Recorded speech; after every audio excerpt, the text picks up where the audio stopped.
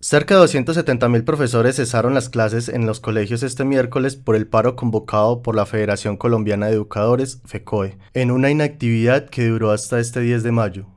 Durante las jornadas de paro de maestros, los docentes realizaron asambleas en las principales ciudades del país, desarrollando marchas por las calles de Bogotá, Medellín, Cali, Barranquilla y Bucaramanga. De acuerdo con FECODE, este paro de 48 horas se debe al incumplimiento de los acuerdos alcanzados el pasado 16 de junio por parte del Gobierno Nacional en cabeza de la actual ministra de Educación. Para hablarnos un poco de estos hechos, tenemos como invitado a Jesús Alejandro Villa, delegado de la Asociación de Institutores de Antioquia. Jesús Alejandro, bienvenido a Red 57. Muchas gracias, Alexander, por la invitación y un saludo a todos los que nos escuchan. Alejandro, ¿cómo transcurrió la jornada del paro de profesores, principalmente aquí en Medellín y en las distintas partes del país? Bueno, te cuento, Alexander, que la jornada de paro de 48 horas fue un éxito. A nivel nacional salimos un buen número de docentes, cerca de 300.000. En Antioquia, los afiliados a DIA estuvimos participando masivamente en las tareas del paro, que se dieron en 2 días. El primer día hubo concentraciones en los diferentes municipios y en el caso del área metropolitana tuvimos una concentración grande en la Alpujarra y otra en el Parque de Bello, donde participamos la delegatura, las delegaciones de diferentes municipios del norte del Valle de Aburrá. Entonces fue masivo, hubo participación de padres de familia, de estudiantes y obviamente de nosotros los docentes. ¿Cuáles son las razones por las que en estos momentos los docentes entran en paro? Bueno, la razón fundamental por la que los docentes salimos a paro es por el incumplimiento por parte del gobierno de una serie de acuerdos que se habían pactado con el magisterio. Bueno, te explico un poco. Resulta que nosotros tenemos como trabajadores oficiales estatales, tenemos el derecho a presentar unos pliegos. Hemos venido presentándolos cada 2 años, en el 2015 y luego en el 2017, fruto de lo cual hay unos acuerdos donde el gobierno se compromete a ciertas acciones en términos de financiación, de nivelación salarial, de cobertura educativa, bueno, una serie de asuntos que pronto ahorita profundizamos y que nosotros consideramos no cumple el gobierno, en especial algunos de los puntos del 2017, también algunos que quedan del 2015. Entonces, eso nos motiva pues a presionar con un paro, a decirle al gobierno no deje tirado el asunto, así esté en fin de gobierno, estén terminando pues su mandato, debe cumplir, es un compromiso que tienen, un acuerdo de este tipo, un acuerdo laboral es para cumplir, tiene pues todo un marco legal que lo obliga y nosotros en esa medida respondemos ante el incumplimiento con la movilización, con la lucha en las calles y con la acción pues colectiva como sindicatos. Bueno, en un comunicado la ministra de Educación dijo que 24, pues de esos 24 puntos 9 ya estaban cumplidos. ¿Cuáles son esos puntos? ¿Cuáles se cumplieron realmente y cuáles falta por cumplir? Bueno, sobre los puntos que consideramos se incumplen y que la ministra afirma que se está cumpliendo, hay que partir de un hecho, y es que la ministra señala como cumplidos o en proceso de cumplimiento puntos que de pronto han habido discusiones, reuniones y demás, pero que no hay un cumplimiento real, ¿cierto? No hay una decisión que se refleje en una norma, en un decreto, que realmente permita decir se cumplió. Tenemos entonces varios puntos. Uno que es central, la financiación. Podríamos decir que es el punto más importante de lo que fue el paro del 2017, el punto más fuerte. Y tiene que ver con la reforma estructural al sistema general de participaciones. Eso fue lo acordado, lo cual implica un aumento de su monto, de la fórmula que permita un aumento paulatino del dinero pues, que llega al sistema general de participaciones y en consecuencia a lo que llega a educación. Eso se hace por medio de, o se debería hacer de acuerdo al acordado, por medio de una reforma constitucional. Sin embargo, el gobierno se plantea simplemente una redistribución de los montos internos del sistema general entre los diferentes sectores, lo cual no concuerda con lo acordado, simplemente sería quitarle un sector para darle a otro y pues obviamente nosotros como magisterio no podemos estar de acuerdo con eso. Hay unos puntos que tienen que ver con lo prestacional y lo salarial. Los voy a señalar, algunos de ellos son la nivelación salarial. En 2019, 2020 en adelante no está amarrada, pues no hay una normativa que la sustente.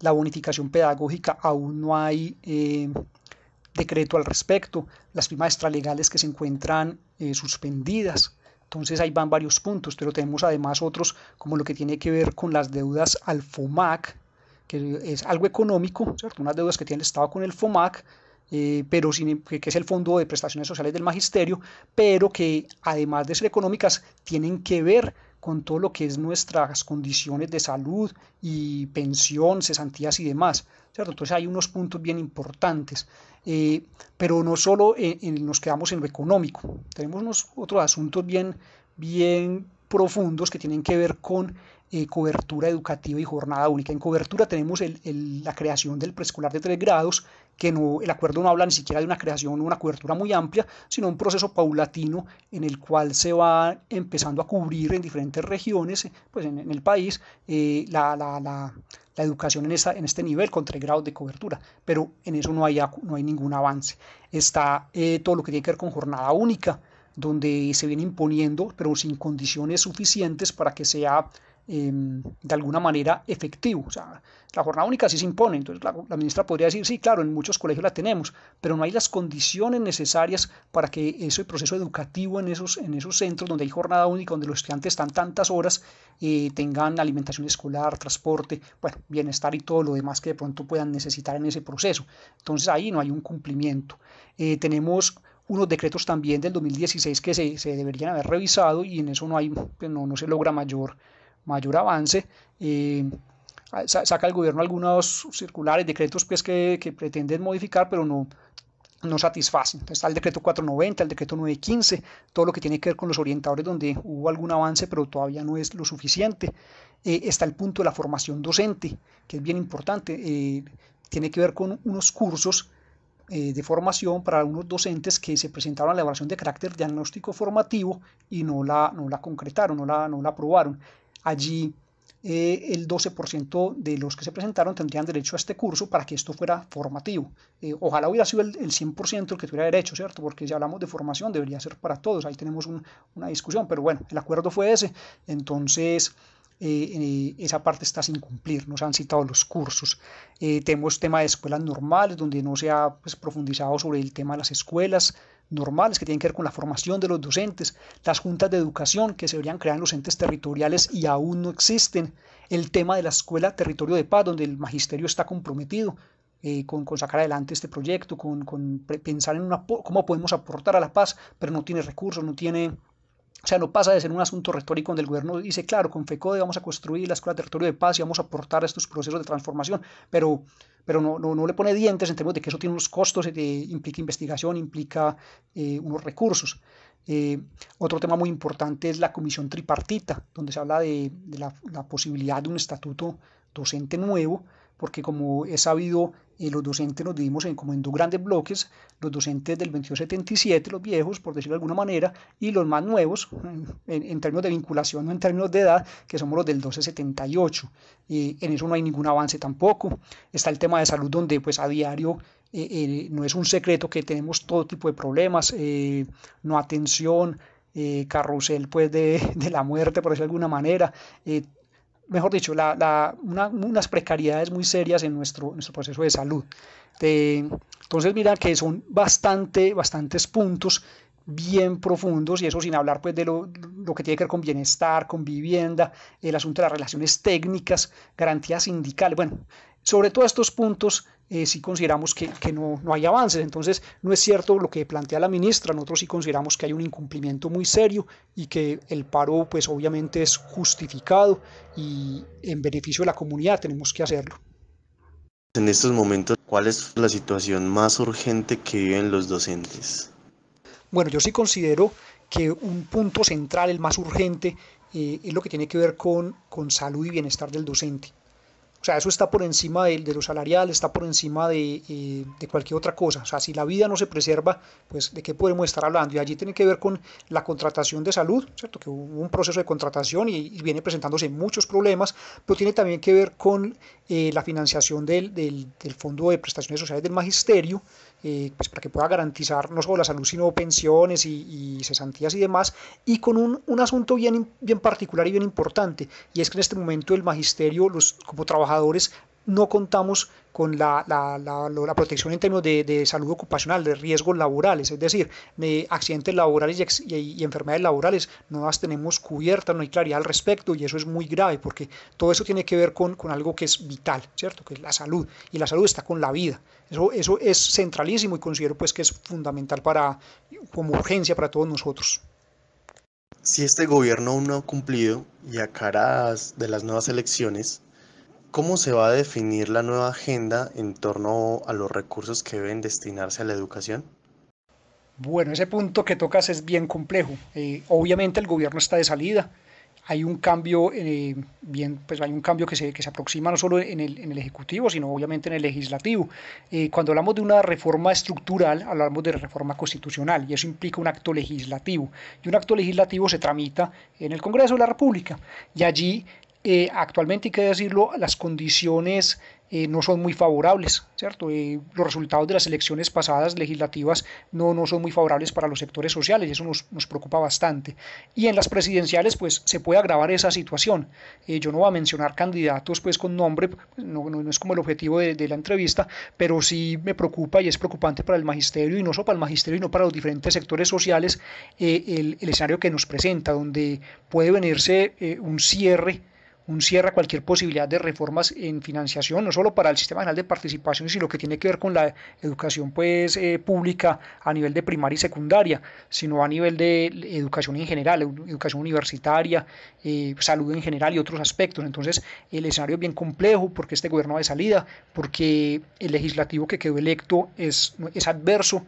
Es adverso porque por sus posiciones políticas y demás a este tipo de acciones, y el ejecutivo que puede llegar, el nuevo presidente, esperemos que no, pero puede llegar a una condición bien compleja de ganar a alguien que esté en contra de estas políticas y que obviamente no las vaya a viabilizar. Entonces ahí tenemos una preocupación grande. Obviamente nosotros como magisterio siempre vamos a estar proponiendo, siempre vamos a estar dispuestos al diálogo, dispuestos al accionar. Seguramente en el 2019 o más adelante se presenten nuevos pliegos, pero sí es complejo lo que se viene. Esperamos pues que se piense, independiente de quién quede en la presidencia, y que se piense en que la reforma del sistema general de participaciones, por ejemplo, beneficia a la población. Eso no es un asunto de capricho, eso es una realidad. Está desfinanciado, el mismo gobierno lo ha reconocido la Contraloría cuando ha sacado estudios donde habla hasta de 50 años de atraso en financiación, lo han reconocido las universidades. Entonces es una realidad, pero una realidad que al estar atravesada por las decisiones políticas de los partidos y de diferentes posiciones, se vuelve compleja en este momento. Alejandro, es inquietante este asunto de la educación. Tengo otra pregunta. ¿De cuánto ha sido el porcentaje de inversión o de cuánto estaríamos hablando que se ha disminuido año tras año o aumentado, si es el caso, los recursos destinados a la educación? Bueno, el tema de la financiación tiene su historia. Vamos a irnos solo hasta el 2001. En ese momento fue cuando surge el Sistema General de Participaciones. Hubo un paro bien fuerte del magisterio y otros sectores, donde se planteó que esa fórmula iba a ser decreciente. Efectivamente, hoy nos damos cuenta que es real, teníamos razón, es decreciente. El porcentaje del Producto Interno Bruto, de acuerdo a la fórmula original, debería ser del 6.7, en este momento es aproximadamente del 3.8. Entonces es una caída bien grande. Eso implica un déficit de más o menos 1.1 billones. El magisterio plantea que para educación debería ser el 7% del Producto Interno Bruto, pues obviamente no se ha alcanzado y el gobierno no pretende hacerlo. Entonces ahí es uno de los puntos de problema. En términos coloquial, lo que la gente percibe es no hay dinero para los colegios, no hay dinero para restaurante escolar, los problemas salariales y demás. No más estos días sucede algo bien particular, y es que los dineros que llegan a cada colegio por un concepto que se llama gratuidad tuvieron una reducción respecto al 2017 en unos colegios del 17% y en los casos más extremos del 28%, un promedio del 20% de reducción del dinero que llega para el gasto cotidiano del colegio. Eso nos ejemplifica cómo está de grave la situación con la financiación en este momento. En esta coyuntura política actual, muchos sectores toman partido por algunos candidatos. En el caso de los docentes, en el caso de las organizaciones docentes, ¿a qué candidato estarían respaldando o piensan respaldar? O si han tomado o no posición política al respecto.